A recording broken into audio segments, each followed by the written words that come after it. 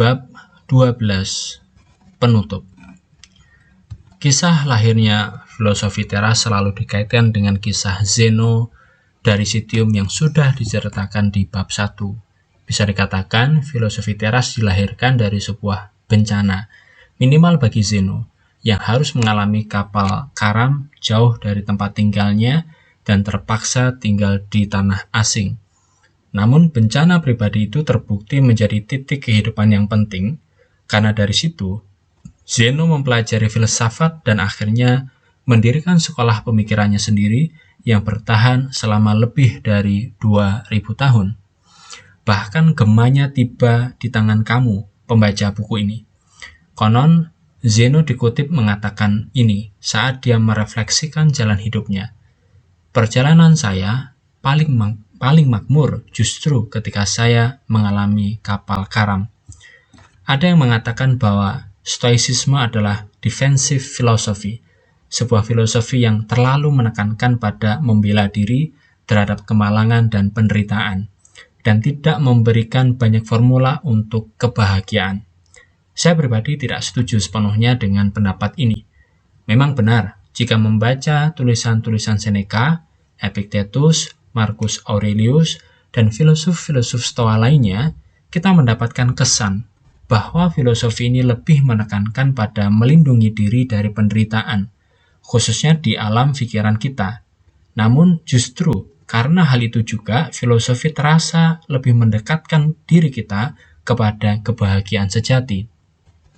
Bandingkan dengan banyak tulisan-tulisan self-help yang menjanjikan kekayaan, kesuksesan, popularitas, dan jodoh dengan cara mudah, memang tampaknya mereka sepertinya lebih gamblang dalam meresapkan kebahagiaan.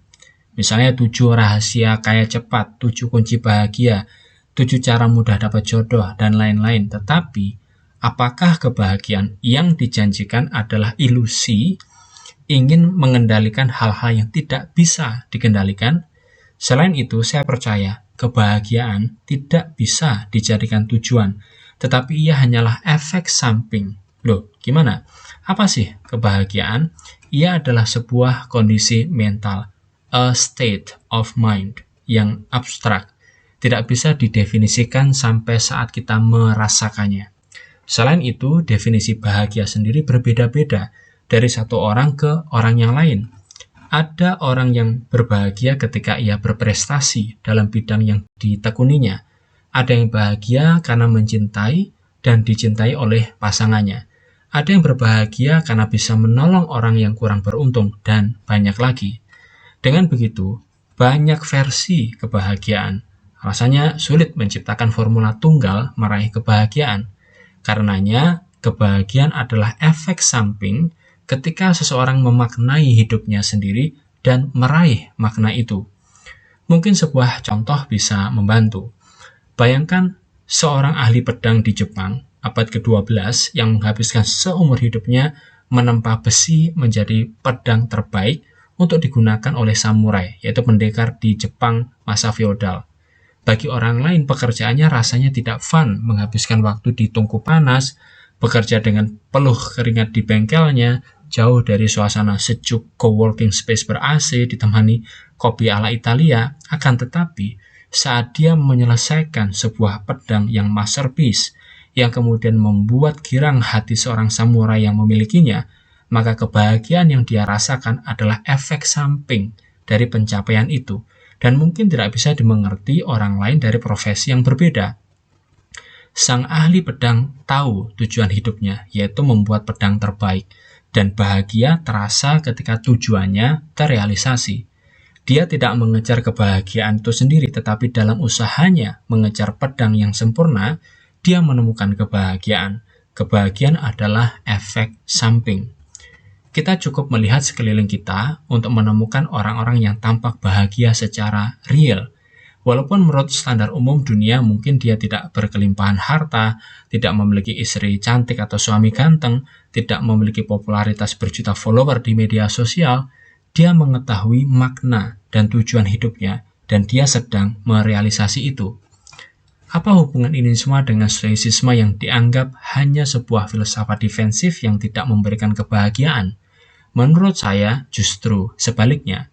Dengan tidak memfokuskan pada kebahagiaan, tetapi memfokuskan pada kesalahan pola pikir dan persepsi yang jamak dilakukan manusia pada umumnya, Stoicisme membantu kita menyingkirkan hambatan-hambatan yang ada di pikiran kita, sehingga kita lebih bebas mengejar makna dan tujuan hidup yang kita tentukan sendiri.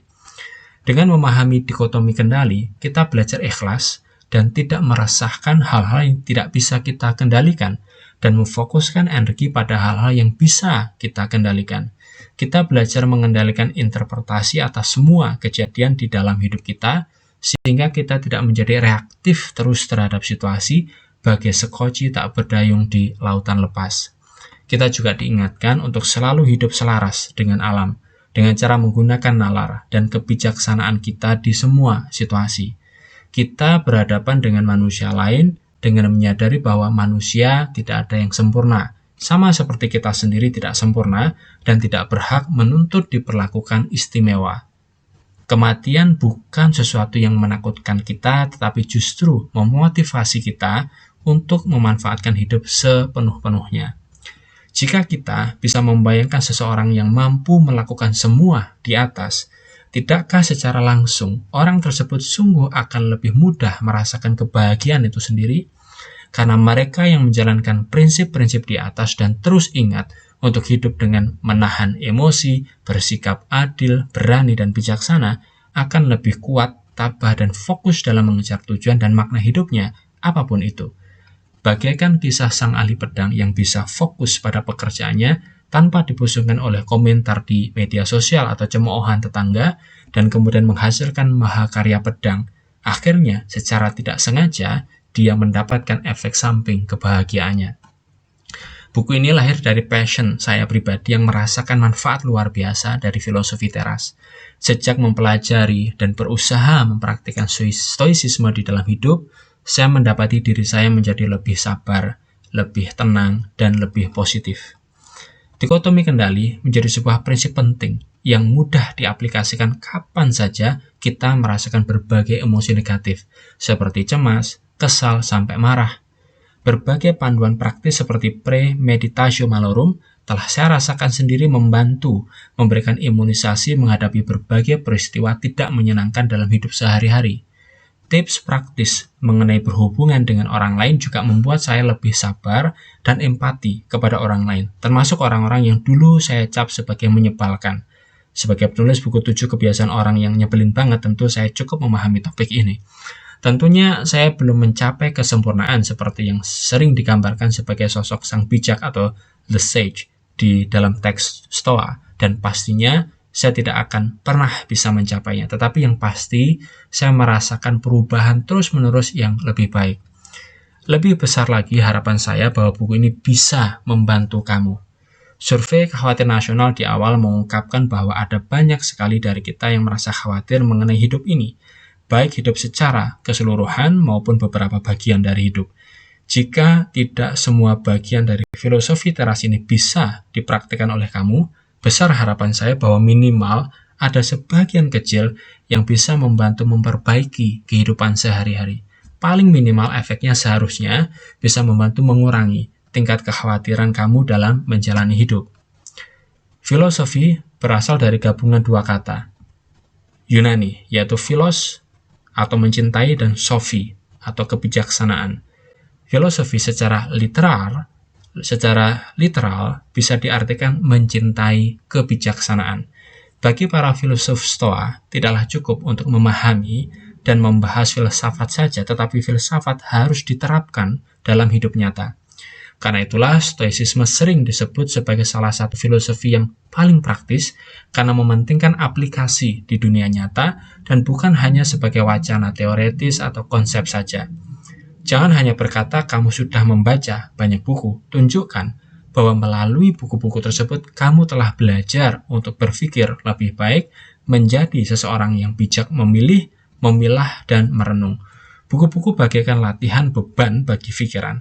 Buku sangat membantu, tetapi sangatlah keliru jika kita mengira kita sudah menjadi lebih baik hanya dengan menghafal buku itu, ujar Epictetus. Bicara latihan beban, saya jadi terpikir soal gym. Itu loh, tempat di mana orang-orang membayar ratusan ribu setiap bulannya untuk berolahraga, mengangkat beban, dan berlari di treadmill agar memiliki badan bugar dan bagus. Saya pernah mengalami masa menjadi member dari sebuah gym. Berjam-jam saya habiskan dulu di tempat itu latihan fisik dengan mengangkat beban dan bercucuran keringat dengan harapan memiliki body seperti Thor. Setiap sesi olahraga umumnya menghabiskan 1,5 sampai 2 jam dan saat rajin-rajinnya bisa saya lakukan 3 sampai 4 kali seminggu. Suatu hari, saya kebetulan harus melewati sebuah pekerjaan konstruksi dan harus melalui para pekerja konstruksi dengan tubuh kekar, layaknya yang diidam-idamkan para anggota gym. Sempat terpikir oleh saya, susah payah saya menghabiskan waktu 2 jam 3 kali seminggu di gym hanya untuk bisa memiliki tubuh ideal. Namun para pekerja konstruksi ini memiliki tubuh ideal karena konsekuensi dari pekerjaan sehari-hari mereka. Mereka tidak memerlukan keanggotaan gym karena hidup keseharian mereka sudah menjadi gym itu sendiri. Begitulah dengan filosofi teras. Praktik dari filosofi teras tidak terjadi dengan membaca buku ini atau menghadiri ceramah-ceramah filosofi bagaikan kita berlatih di gym. Stoicisme adalah sebuah laku hidup, cara hidup, bagaikan para pekerja konstruksi setiap hari menggunakan ototnya dalam seluruh aktivitas mereka. Para filosof Stoa tidak pernah tertarik dengan beberapa buku filsafat yang telah kita telan atau seberapa fasih kita mengutip konsep-konsep berbahasa Yunani yang canggih, tetapi mereka lebih tertarik melihat apakah perilaku hidup kita sehari-hari sudah mencerminkan pemahaman kita. Yang menarik, para filosof Stoa tidak terlalu suka menyebut diri mereka sebagai seorang Stoa atau Stoik. Bagi mereka, seorang Stoa adalah seseorang yang sudah meraih kesempurnaan, mencapai level sage atau sang bijak, yang sudah benar-benar tidak terganggu lagi dengan hal-hal eksternal dan sudah sempurna menggunakan rasionalitas. Sosok sang bijak ini dianggap tidak akan pernah bisa tercapai oleh siapapun, walaupun sebagian filsuf menganggap Socrates sudah mampu mencapainya. Maka mereka yang mempelajari dan mempraktikkan stoicisme dalam hidup mereka mendapat sebutan lain, yaitu prokopton dalam bahasa Yunani. Prokopton sering diterjemahkan sebagai progresor atau dia yang sedang berusaha menjadi lebih baik. Saya pikir ini istilah yang bagus karena menggambarkan praktik filosofi teras sebagai sebuah perjalanan terus-menerus untuk menjadi manusia yang lebih baik, bukan sebuah kondisi instan. 3 disiplin. Filosofi teras mengenal 3 disiplin yang harus terus-menerus dilatih oleh Prokopton, dan ini bisa menjadi intisari dari way of life stoicisme. 1. Discipline of desire, disiplin keinginan. Kita semua harus bisa mengendalikan keinginan, ambisi, dan nafsu kita. Dan ini bisa dilakukan dengan benar-benar mengerti dikotomi kendali dan nilai kebajikan atau virtue yang harus dipraktikkan. Kita harus mengingini hal-hal yang ada di bawah kendali kita dan menghindari mengingini hal-hal yang ada di luar kendali kita. Melatih pertimbangan, nalar, dan tindakan kita sendiri adalah hal-hal yang baik untuk diingini. Sebaliknya, kekayaan, ketenaran, kecantikan, kenikmatan duniawi adalah hal-hal yang indifferent, dan kita sebaiknya mengendalikan keinginan kita atasnya, atau hidup kita berisiko diperbudak dan penuh kekecewaan. Termasuk di dalam disiplin ini juga bisa menerima hal-hal yang di luar kendali kita. Ingat amor fati. Kebajikan atau virtue yang relevan di sini adalah keberanian atau courage dan menahan diri atau temperance. 2. Discipline of action. Disiplin tindakan atau perilaku adalah bagaimana kita berhubungan dengan manusia lain. Di sini kita harus mengingat prinsip lingkaran Hierokles, sifat dasar manusia yang merupakan makhluk sosial, dan bagaimana kita harus peduli kepada orang lain tanpa memandang perbedaan suku, agama, ras, kebangsaan. Juga ajaran Marcus Aurelius, instruct and endure, untuk saling membangun atau menoleransi manusia lain. Virtue yang relevan untuk hal ini adalah keadilan atau justice. 3. Discipline of assent atau judgment. Disiplin ini menyangkut kemampuan kita mengendalikan opini, interpretasi, value judgment. Jika kita melihat atau mengalami sebuah peristiwa atau perlakuan dari orang lain, apakah kita cepat terbawa interpretasi yang salah dan terus larut dalam emosi negatif, atau kita mampu memberi pertimbangan yang rasional, virtue yang dibutuhkan di sini adalah kebijaksanaan atau wisdom. Setiap hari, setiap saat, setiap situasi hidup kita, tidak ada yang tidak bisa menjadi lebih baik dengan melatih ketiga disiplin di atas, dengan mengendalikan keinginan kita atas hal-hal yang sebenarnya tidak di bawah kendali kita, bisa membantu mengurangi rasa kekhawatiran tidak perlu, dan energi mental yang dibebaskan bisa dialokasikan ke hal-hal yang lebih berguna dan di bawah kendali kita. Berhubungan dengan orang lain dengan rasa peduli, pengertian, dan berkemanusiaan universal, membantu meraih harmoni di masyarakat, dengan bijak menyikapi segala kejadian di hidup kita, dan tidak tergesa-gesa membentuk opini atau value judgment, membantu kita mencegah emosi negatif dan keputusan yang keliru. Kamu telah menghabiskan waktu membaca buku filosofi teras sampai titik ini. Dalam perjalanannya, mungkin timbul lebih banyak lagi pertanyaan. Sebagian dari kamu merasa tidak setuju dengan isi buku ini, sebagian lainnya mungkin merasa menemukan pencerahan, sebagian lagi menemukan validasi untuk sesuatu yang sudah mereka praktikkan selama ini, dan sisanya mungkin merasa menemukan jawaban untuk masalah hidup yang sedang digeluti. Bagi kamu yang merasa menemukan sesuatu yang positif dari filosofi teras, buku kecil ini bukanlah akhir, tetapi justru awal perjalanan. Filosofi teras adalah filosofi mati jika tanpa praktik nyata. Pada saat buku ini akhirnya rampung, saya sudah mempraktikkan filosofi teras selama hampir setahun. Perjalanan buku ini sejak baru muncul sebagai ide sampai menjadi naskah siap cetak, berjalanan beriringan dengan usaha saya mempraktikkan tips dan prinsip di dalam stoicisme. Dalam perjalanan tersebut, saya sendiri masih banyak jatuh dalam emosi negatif, misalnya merasa kesal, marah, kecewa, cemburu, iri, nafsu akan materi atau nikmat dunia lainnya, dan lain-lain. Tetapi yang berbeda dari sebelum saya mempraktikkan stoicisme adalah saya juga lebih cepat menyadari emosi negatif saya, dan dengan kesadaran ini saya juga lebih cepat pulih dan memperbaikinya. Misalnya, jika saya dulu tersinggung atau marah kepada pasangan atau teman, maka rasa marah saya bisa bertahan selama berjam-jam bahkan sampai berhari-hari. Namun sejak berusaha mempraktikkan stoicisme, sesudah marah, maka saya lebih cepat merasa bersalah, kemudian melakukan refleksi dengan nalar mempertanyakan alasan saya marah, dan akhirnya menjadi dingin kembali dan meminta maaf jika saya keburu melukai orang lain dengan kemarahan saya. Hal yang sama terjadi di berbagai situasi lain di mana saya merasakan emosi negatif. Di dalam buku Philosophy for Life and Other Dangerous Situations, tulisan Jules Evans, ada sebuah kalimat menarik mengenai stoicisme. It makes the automatic conscious and the conscious automatic. Stoicisme menjadikan kita sadar atau awas akan hal-hal otomatis, dan perilaku sadar atau awas menjadi otomatis atau kebiasaan. Maksudnya adalah selama ini, emosi negatif muncul secara otomatis dalam hidup kita. Kita merasa khawatir, takut, kecewa, marah, dan lain-lain tanpa pernah memikirkan prosesnya. Filosofi teras mengajarkan bahwa kita mampu mengidentifikasi pikiran di balik emosi negatif ini dan kemudian menghentikan atau mengubahnya. Ini yang dimaksud dengan making the automatic conscious. Kita diajarkan untuk lebih sadar, aware saat emosi negatif mulai datang. Langkah STAR atau STAR pada dasarnya adalah untuk mencegat proses otomatis ini agar tidak kebablasan. Sebaliknya, semakin sering kita mempraktikkan STAR, lama-kelamaan proses sadar atau conscious ini perlahan akan menjadi kebiasaan. Introspeksi atas emosi negatif kita akhirnya menjadi kebiasaan otomatis baru. Perjalanan Zeno mendirikan stoicisme diawali oleh musibah kapal yang karam. Awal perjalanan saya menemukan stoicisme adalah kondisi depresi yang menimpa saya. Bagi saya, depresi adalah kapal karam versi saya. Zeno menemukan filsafat di sebuah toko buku di Athena. Sama seperti saya menemukan buku mengenai stoicisme di tumpukan buku baru di toko buku.